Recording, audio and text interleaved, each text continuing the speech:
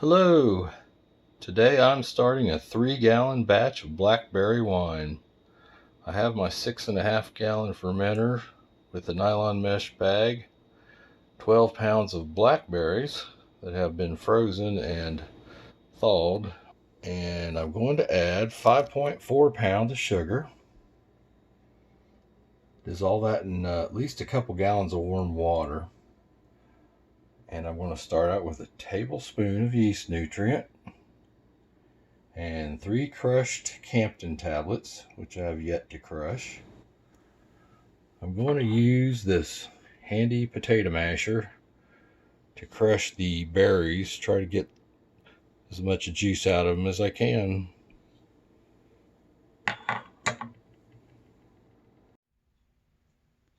The blackberries have been crushed. The bag is tied. The sugar has all been dissolved in warm water and poured in. I filled it to about the 4-gallon mark. So with any luck, when I pull that 12 pounds of fruit out after fermentation, I'll end up with a good 3 gallons. That's my goal. Now that I've got that all put in, I'm going to put in my tablespoon of yeast nutrient and the Campton tablets, which I have now crushed. Stir it well. Now the sulfites can work to sanitize the must. It looks really good. Great color. My thoroughly sanitized hydrometer reads, I would guess, about 1.092, since the 90 line is fairly visible above the liquid. Maybe 9.4. I'm going to go with 1.092. I don't know how completely accurate that is because there's probably still some sugars locked up in the fruit. But that's a good number. I like that.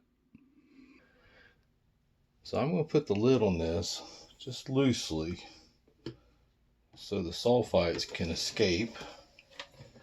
And in 12 hours or so, I'm going to add the pectic enzyme, which will help break down the fruit. I have the lid on loosely. I've simply laid a little piece of paper towel over the top to cover the airlock hole. It has been more than 12 hours since the sulfites from the Campton tablets was put in.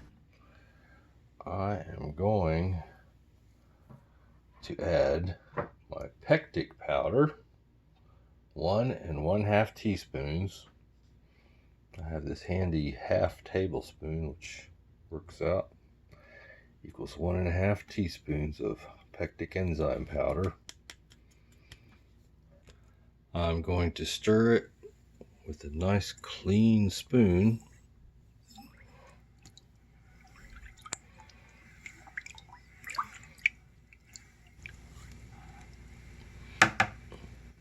And then replace the lid, let it sit another 12 hours. Here is the recipe I'm working from. I'm going to use 71B for this batch of wine. The acid blend, I probably will not use any. That is up to the winemaker. I've added the pectic enzyme. This is the point I'm at right now. I wait 12 hours after the Campton tablets to give the sulfites a little time to dissipate partially. It works better for the pectic enzyme. It has been 24 hours since the Campton tablets were put in and releasing their sulfites, and hopefully they've dissipated by now. It's time to stir up some yeast here and add it to the must. Pitch it in there and try to make some wine. I've been rehydrating it for about 15 minutes. I'm using 71B. So let me get the lid off and get it put in. The lid is off. Time to add the yeast.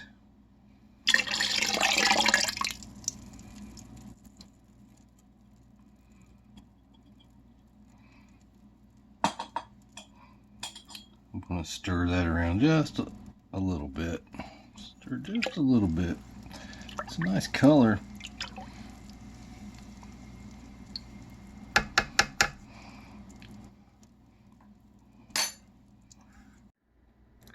Lid has been snapped on tightly. I've attached an airlock half full of water and waiting for bubbles to indicate the start of fermentation. It has been 18 hours since the yeast was pitched into the must. It's turning into wine now. The berries ferment a little slower than grapes, and that's one reason I use the yeast nutrient, help the yeast get going. The pectic enzyme will help break up the fruit and help the yeast get to the good stuff in it. Looking good so far. It has been 1 day since fermentation began. About a bubble a second. Fairly vigorous. Now I'm going to pull the lid off of this and look at what's inside. As I suspected, the fruit bag is floated well out of the liquid. I'm going to have to do this about once a day. Punch the cap down, as it's called, and try to push this fruit down in that liquid and knock some of the bubbles out. And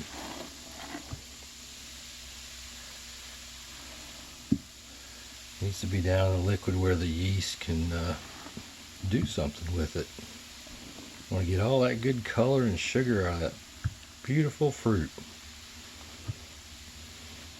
It looks really good. So now I'll just put the lid back on and check it tomorrow.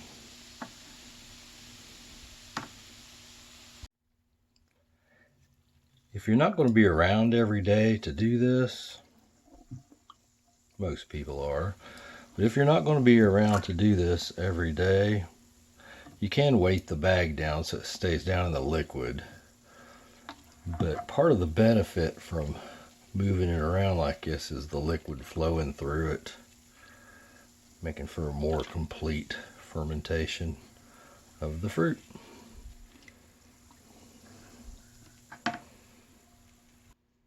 It has now been about 10 days since the yeast was put in. Fermentation has slowed tremendously. After about the 7-day mark, it had nearly stopped. I'm going to rack it today. I have a clean, sanitized carboy, 3-gallon tubing. I'm going to drain it out through my valve down here. The wine fermented around 72 degrees. And about the 7-day mark, the fruit stopped floating on top, so the fruit bag's probably sunk down in it good today. I will try to pull that up and drain it, and I want to check my finishing gravity also. Here is what it looks like after fermentation. I'm going to lift the fruit bag up and try to drain it and see how that goes. I want to end up with about 3 gallons of volume. I don't know if I had the right amount of liquid starting or not, because I filled the bucket to about 4. Most of the liquid coming out looks pretty good. I'll try to get out what I reasonably can. I think I have more than enough liquid. The bucket shows about 3.5 gallons. I started with 4, maybe a little bit too much. Maybe 3 3/4 gallons would have been a better starting point. I probably have a little extra left over. I would say this is about 0.994. It's good finishing gravity. Since I had plenty of volume, I poured out a nice little sample to taste, and it is delicious. Blackberry flavor. I am very happy with this so far.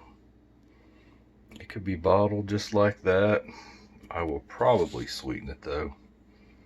It's good just as it is. I've opened the valve and gently, slowly starting the flow into the carboy. Try not to splash much and get a good transfer of liquid while leaving the solids behind.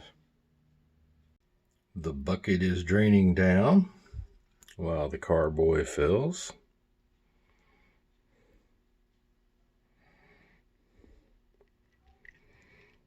It smells really wonderful. I have a stopper and an airlock with water. I'm going to let it sit in a cool, dark place for a month, maybe 2, and then rack it off the sediment in the carboy. Here's what's left in the bucket. I did have some excess fluid. Here is the excess amount of liquid. Probably close to a quart.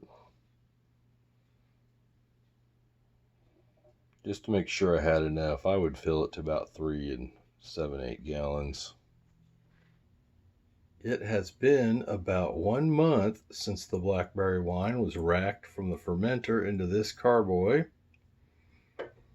There's quite a bit of sediment on the bottom, so I'm going to go ahead and rack it into another clean, sanitized carboy. I have a siphon starting device and tubing. I'm going to try to rack the liquid and leave the solids behind. I have the siphon started, filling the carboy. Very interesting color. Looks really nice. The siphon is working well.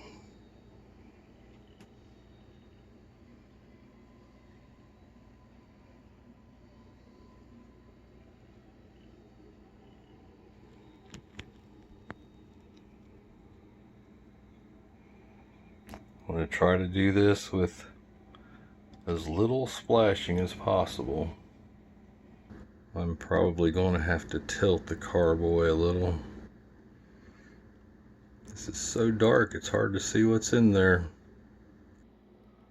Here's the carboy filled. I reattached the airlock and put the stopper on it. And here is the empty one. It's not quite as full as I'd like to see it. It's up to about here. Next time I open a bottle of wine of something similar, I will probably pour a little wine in that just to top it up to about here to reduce the amount of air in there. It's not bad, so I'll get to that when I get a chance. Well, that's all for now. Check this here in about 1 more month or 2 and see what it looks like. I'm going to wrap it up with this towel and try to keep it dark. Another month has passed, and it is time to rack the blackberry wine again into the clean, sanitized carboy. I've washed it out with some good strong sulfite solution Everything is ready to go. I'm going to use my racking cane, my stainless steel racking cane and tubing today.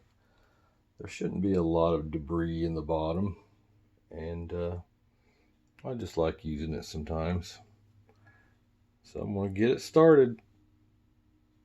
I have the siphon started, and the wine is flowing down into the other carboy.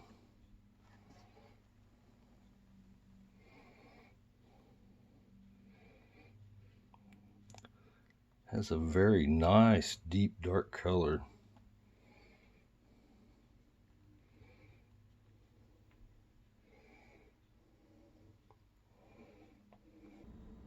Here is what's left in the bottom of the carboy. I would like to have seen a little bit less material than that, but it's not been racked that many times yet. Whether I'll be able to bottle it another month or so, I'm not sure. It may have to be racked again. But for now, I'm going to take this freshly filled 3-gallon carboy of blackberry wine and sit it in a cool, dark place for another month. Another month has passed. I've been shining a flashlight up through the bottom of my carboy here, and I do not see much in the way of sediment.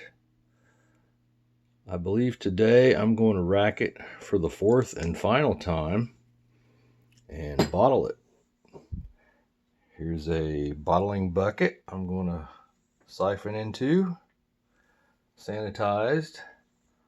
I have my racking device and tubing. I've got 15 corks soaking in some water with a little sulfite in it, some metabisulfite powder dissolved in the water, help sanitize my cork. And I have 15 wine bottles.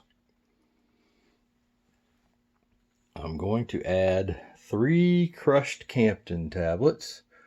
That's 1 for each gallon. This is a 3-gallon batch. I'm going to crush those before I put them in.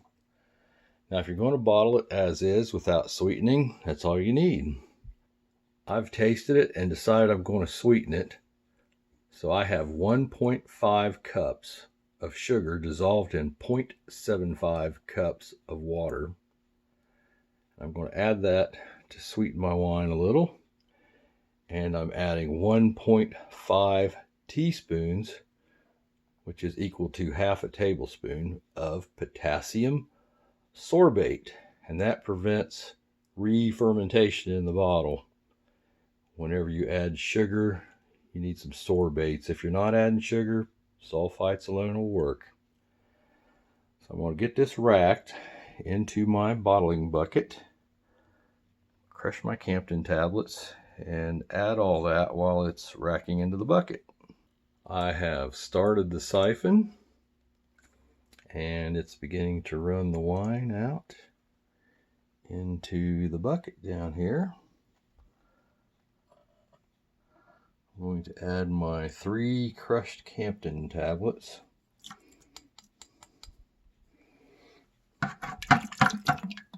Rinse them off. And my 1.5 teaspoons of sorbates.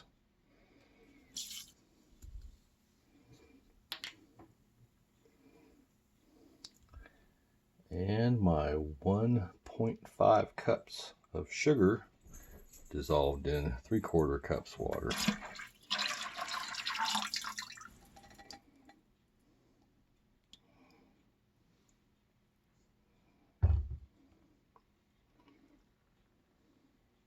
That should mix well. The wine has great color. It smells good. Clarity looks good.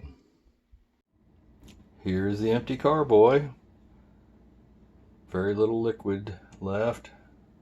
Tiny amount of sediment. I do believe it's ready to be bottled. And here is the bottling bucket. I'm using a 5-gallon bottling bucket since this is a 3-gallon batch. I'm going to stir with my sanitized stirring device. Make sure the sugar is well distributed. And then I'm going to bottle.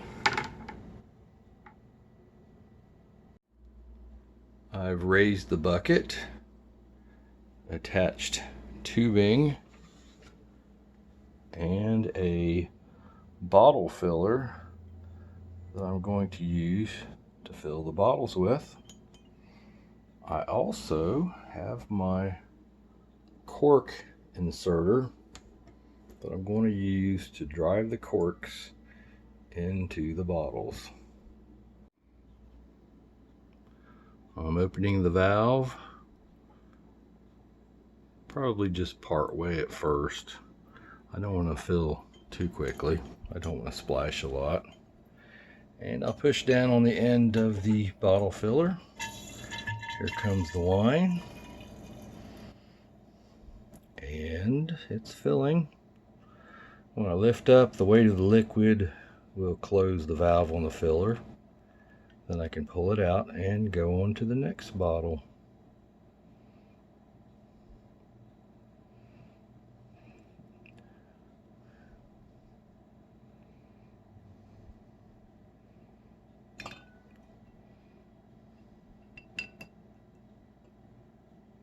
Just like that.